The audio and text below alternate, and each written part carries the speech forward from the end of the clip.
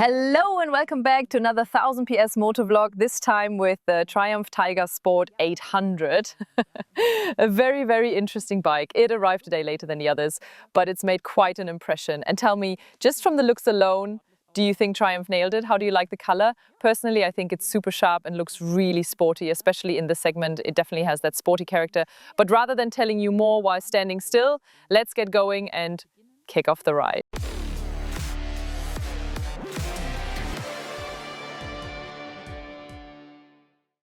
It's not always nice in these tight little pens, though textile gear doesn't always make things easy. Right, we want to head that way. Anyone coming? Nope.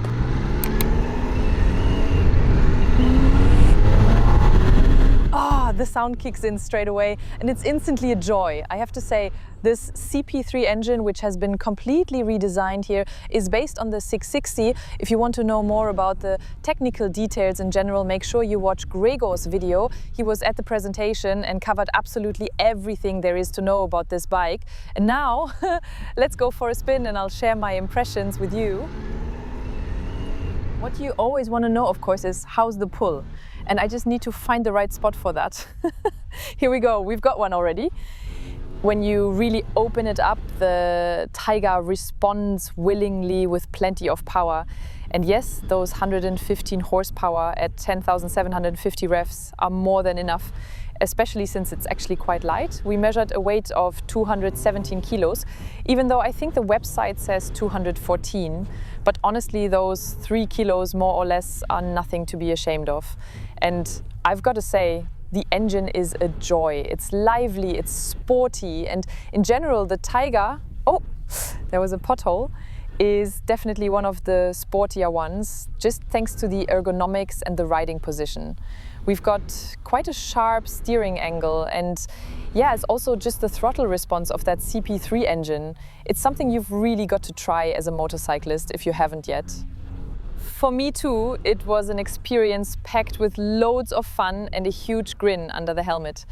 And well, what else is worth mentioning? The brakes are always important. That's something I always pay attention to, because in case you ever really need them, you want to be able to rely on them, especially if you've got a bit more power at your disposal. Right, then let's turn it up a bit.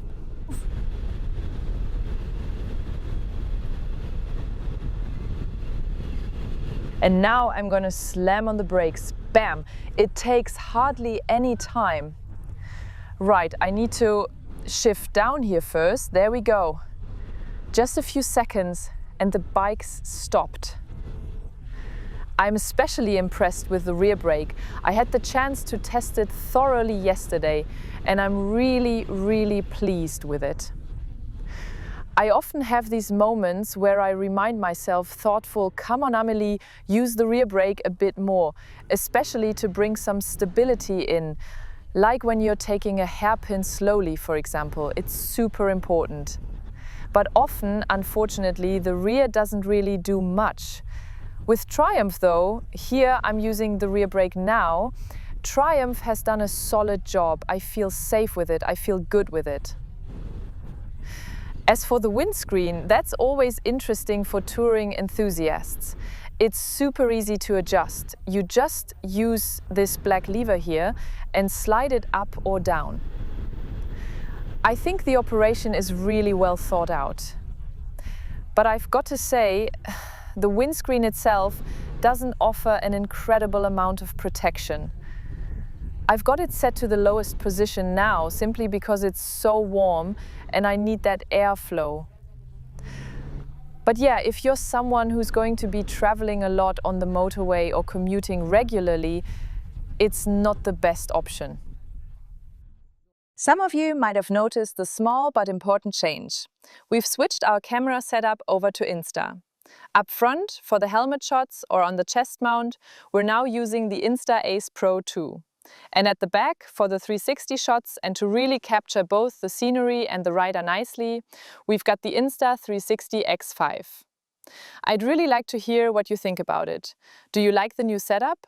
Would you like to see more of the surroundings in the motovlog? Or do you still think that the cockpit-style shots, where you can see exactly what's happening with the handlebars, are the best? Let us know down in the comments, and now let's get going. Something else I noticed, yesterday there was an incident where not only the brakes but also the tires got to show exactly what they're made for. Valentin and I had to do an emergency stop because someone came towards us way too fast in a hairpin. On this bike we've got the standard Michelin tires fitted, not the Metzelers like on the other three. And even if you might assume they're not exactly the creme de la creme, they did a really good job. Especially yesterday, as the surface in that bend was far from ideal. Really dusty, lots of gravel, and still nothing much happened to me. The ABS also worked brilliantly. Right, I'm going to use this chance to turn around. So something I definitely want to mention is the cornering behavior, especially up front in the headstock area of the bike, and the feedback you get from the front wheel. How it feels in terms of stability, movement, and the amount of effort you have to put in. You do have to help it along a bit more. I have to say, I was a little spoiled by the much more expensive, much bigger and far more tech-laden models we also had with us. When you then switch over to the Tiger, it does at first feel a bit more reluctant, and you feel like you need to work a bit more with your body.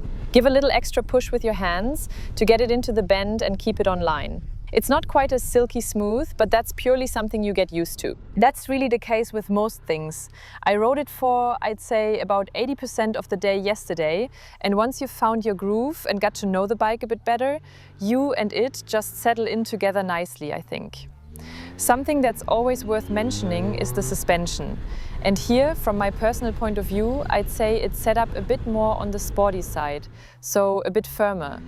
It doesn't iron out absolutely everything perfectly. You do have to be a little more selective about your line and weave around a bit if the surface is poor. But it still retains that touring capability if what you want is a lighter bike you can take on trips, one that still has solid drive, a great engine full of character, and a brilliant sound. You can also adjust it to your liking, of course, but I think it's worth saying that it is on the firmer side and it doesn't smooth everything out to 100% buttery softness. On the subject of touring suitability, it's obvious that the Tiger is generally a bit more compact. It's not huge and it's not particularly heavy either, which I personally think is great. I love the feeling that I can take a bike on a trip on my own, and in the event of a fall, quite literally, I don't have to call over 10 men to help me pick it up again. That's a huge plus, especially if, like me, you've got a slender build and you're not exactly a bodybuilder. But there's also a downside. It's not the absolute best base for a long-distance tourer. There's less space at the back, the tail isn't very long. Sure, the pillion seat has plenty of space and comfort, and the grab handles at the back are excellent. But if you want to strap on luggage, you'll need to get a bit more creative than you would, for example, on something like the NT. I can imagine the Tiger being a great fit for those of you who say, I want a bike that's suitable for touring up to a certain point, that isn't too tall in terms of seat height, that's accessible with a sportier, sharper, more lively character, but it doesn't need to be or shouldn't be a full-on touring ship. In that case, you're definitely in the right place here. Just keep in mind, the riding position isn't like sitting on a sofa. You are leaning a bit further forward with a more active, sportier stance. The knee angle, though, is genuinely comfortable, not too tight at all, and still fits perfectly within this segment. Very good point. That's also come with the new development, or rather the engine revision, is that the first 3 gears are now geared significantly longer. That means you can stay in the gears for much longer. I'm in 4th right now, but I'll drop it down into 3rd. Then you could barely run the gear out. It was always a bit tight. And you had to shift up into the next gear quite quickly. Now you've got a lot more room to play with. And yes, that's probably also a very good attribute for city riding. That would be my overall take on the Tiger. I definitely had fun with it, and I'm already looking forward to the ride home. We've still got quite a few kilometers ahead of us. And of course, I'd love to know, what do you think of the Tiger? Have you ridden it yourself? Do you feel like it could be the right bike for you? Are there things you don't like at all, where you think, I don't know what Triumph was doing there? Or do you think it's finally the gap filler that's been missing with exactly the right attributes? Let me know in the comments below. Leave me a like, drop a comment, and I hope we see each other again very, very soon.